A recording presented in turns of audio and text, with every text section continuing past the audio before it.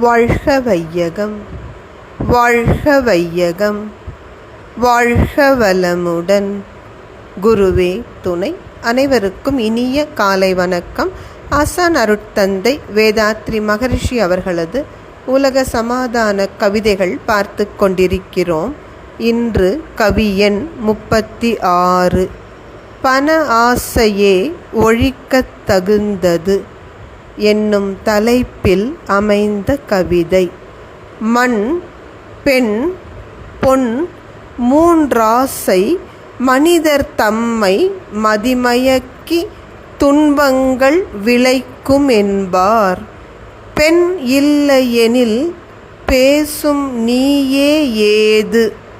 பிறந்தவர்கள் இறக்கும் மட்டும் வாழ்வதற்கு உண்ணும் உணவும் உலவ இடமும் இந்த உலகம் என்ற மண் இன்றேல் உனக்கு ஏது? எண்ணத்தால் எழுப்பிவிட்ட பணம் ஒன்றேதான் இயற்கைக்கு முரண். அதனால் அதை ஒழிப்போம். பொதுவாக இந்த மூவாசை தான் மனிதனுக்கு தீமை பயப்பது என்று சொல்வார்கள். மண், பெண், பொன்.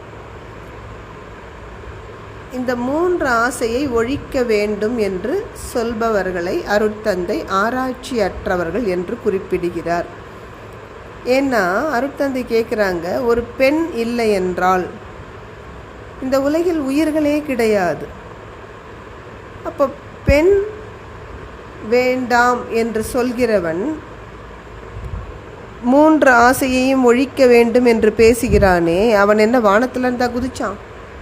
ஒரு பெண்ணின் வயிற்றில் தானே பிறந்தான். ஆக பெண் இல்லையெனில் இந்த மூவாசையை ஒழிக்க வேண்டும். பெண், பொன், மண், இந்த மூன்று ஆசையை ஒழிக்கணும்னு பேசுறியே, அந்த பேசுகிற நீயே இருக்க மாட்டியே. அதே போல் மண் இல்லை என்றால் உனக்கு உண்பதற்கு உணவும், நீ நிற்கிறதே மண் மேலே தானே நிற்கிற. அப்போது இடமும் எப்படி கிடைக்கும்? எதை ஒழிக்கணும்னா பொன் என்ற உலோகத்தின் மீது மனிதன் வைத்திருக்கும் அளவு கடந்த ஆசையை ஒழிக்கணும்.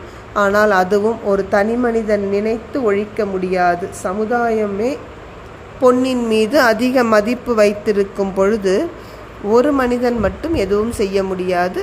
உலக மக்கள் அனைவரும் சேர்ந்து ஒத்துழைத்தால்தான் இந்த பொன் அல்லது பணம் இதன் மேலே இருக்கக்கூடிய ஆசையை ஒழிக்க முடியும்.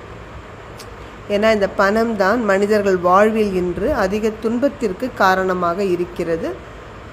பணத்தின் காரணமாக பண்பு நாளுக்கு நாள் குறைந்து கொண்டே போகிறது.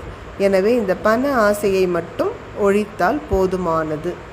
தொடர்ந்து சிந்திப்போம். நன்றி. வாழ்க வளமுடன்.